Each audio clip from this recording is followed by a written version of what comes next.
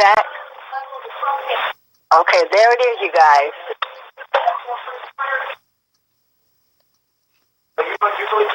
But until she gets back, see, but you didn't know that you were, as you said. Okay, I'm back. Okay, go ahead. Mm-hmm. Now, this is what I was getting at. The corporate entity is a very, very ingenious entity, mainly because it creates a person, right? It's like a person unto itself, right? Right, Now, you have to actually go through a legal process or procedure in order to establish that entity, right? You do. They didn't. Okay, they didn't.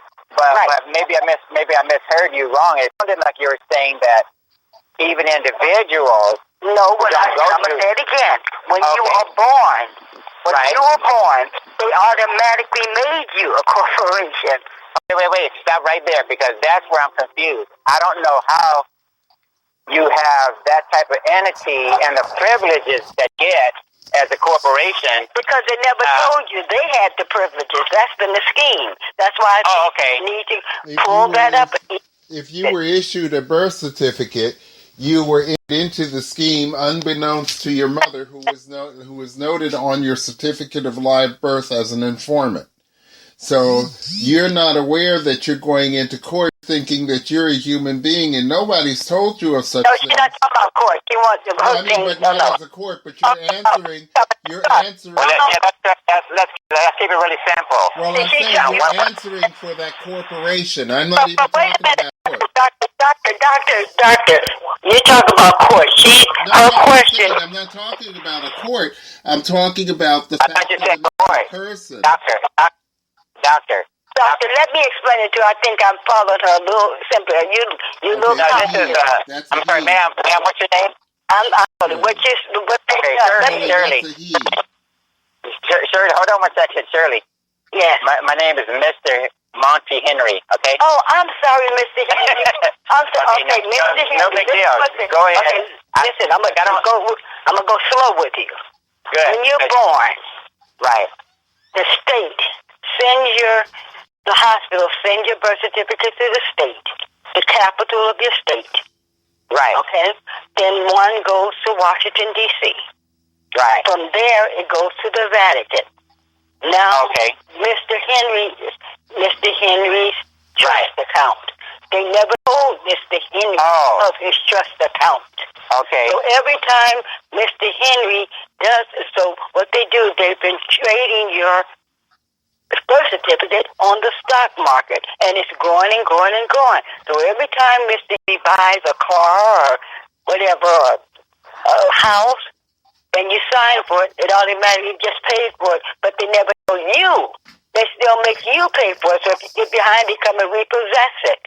So at the end of the day, Mr. Henry passes on. The state then takes application, and they become the beneficiary of what's left in that trust, and they take your money. Okay, now let me throw a monkey wrench into that, because I heard something else as well. Maybe you could try this as well.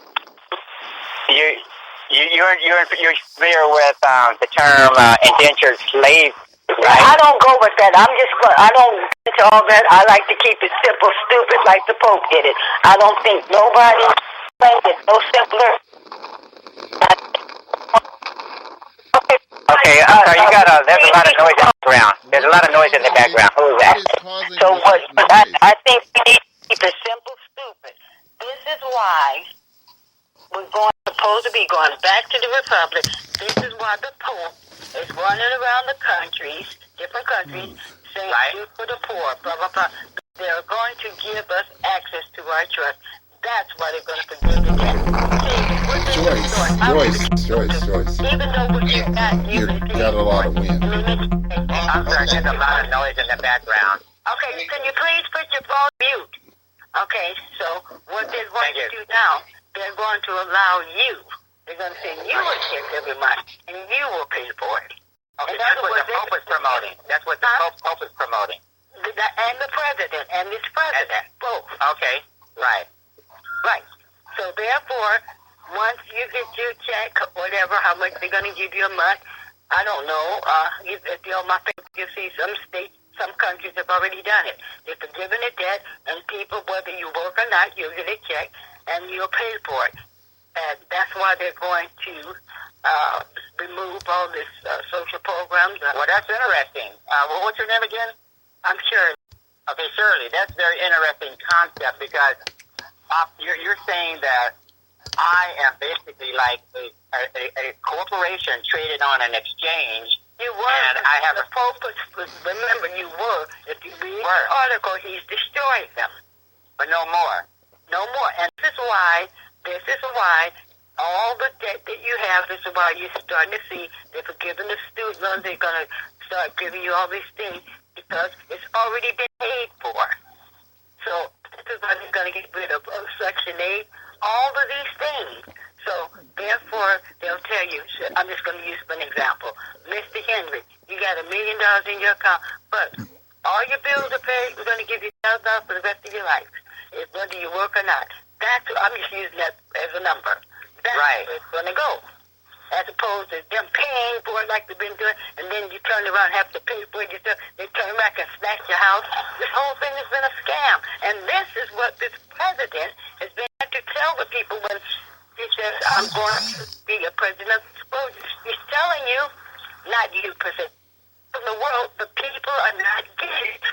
We've been taught.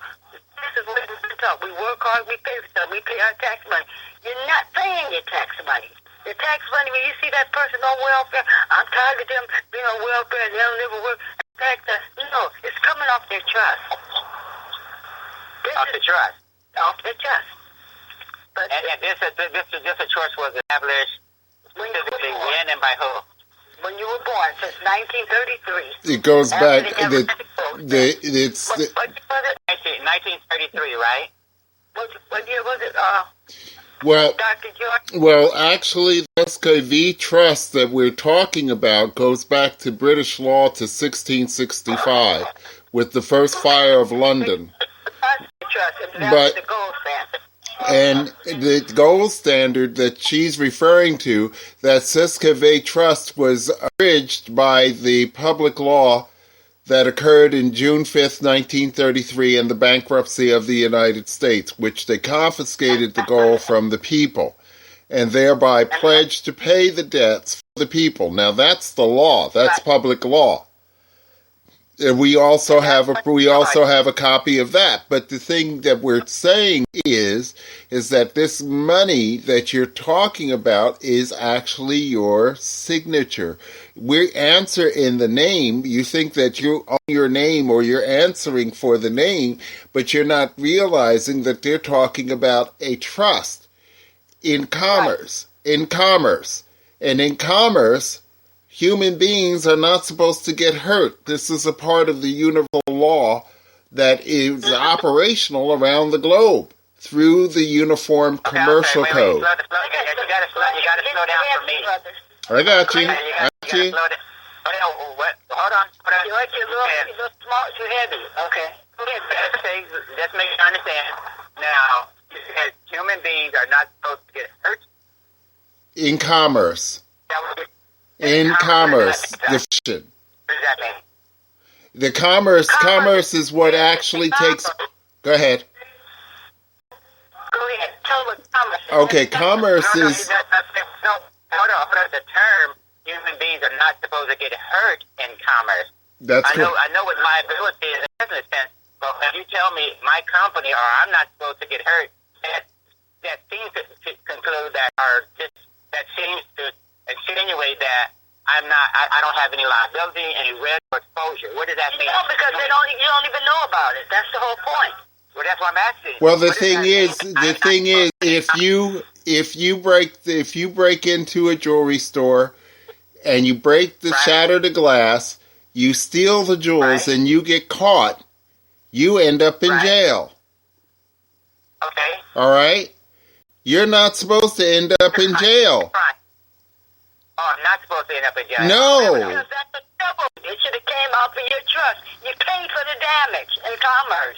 The items, as long as the items were returned, there was no crime. But the items are returned. But even if they're not returned, the point is this: all of these things are throwing you in jail for is civil. I came in there and stole your TV. That's not a crime. Wait. Now, wait a minute. Hold on. I want to go a little bit further here, just for a moment, if I can. No, why not? Because the reason why she and I are saying this is that we're talking about something that Justice Rehnquist said a number of years ago when he was alive.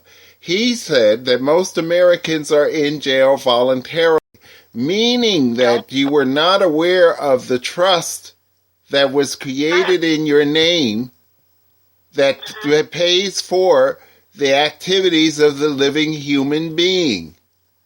You are answering for the trust. If that makes sense. There's two. There's a human being and there's you and your trust. Let me say it in corporate terms, because sometimes you get a little complicated. Yeah. In other words, in corporate terms. Put it where the ghost can get it.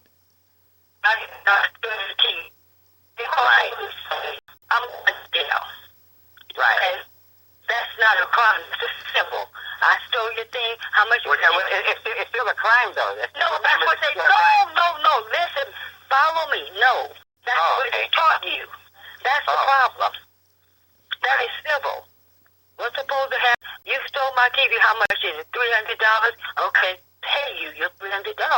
But see, they made you accept that's a crime. You need to go to jail for 400 years. You need to understand that there is law, there is code on the book, on the Certified Code of Regulation, that says quite clearly, 27 CFR 7211. Again, it's 27 CFR 7211 says that all crimes are commercial, meaning that they happen in commerce and they all have a value. They can all be settled by the amounts that are put into that certificate, that negotiable warehouse receipt that you call a birth certificate. I know I keep harping back to the birth certificate, but the money is already there. George, listen. You're going too fast. You like my friend Brian. You know this like the back of your hand, but we got to keep it like kindergartners.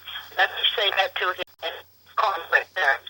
In other words, all crimes have cost, but you got a crime. I come in your store, I steal your bread. Police come and get steady theft, probation. No. That is commercial. No. You damage my place for 3 years. I hate you. That's the way it should have gone. It should be settled, right. But let me say this. Let me just say this. This is how they've been able to perpetuate the slavery, and nobody knows this because they've severely committed a crime. This is what they're doing. I got it. You guys are saying because we all are corporate entities, that everything we do is like one corporation doing another corporation. You settle it in terms of monetary exchanges. In other words, I pay a certain amount and I extinguish the liability, right? Right. Just like the banks right now, if $5 billion gets stolen, goes missing, is money laundered, whatever, hypothetically, is there's dollar amount too great or whatever that says that I can't get this for whatever arbitrary amount that we agree to. Right. And then consequently extinguish the whole matter. We don't have to, there should be, there has to be a admission of guilt or anything like that. Right. And see, this is what I was saying before you got on the phone.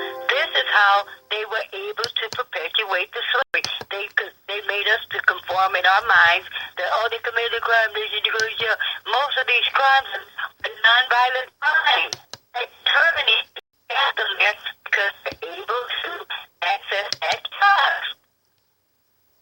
That's what we've been trying to say for the longest.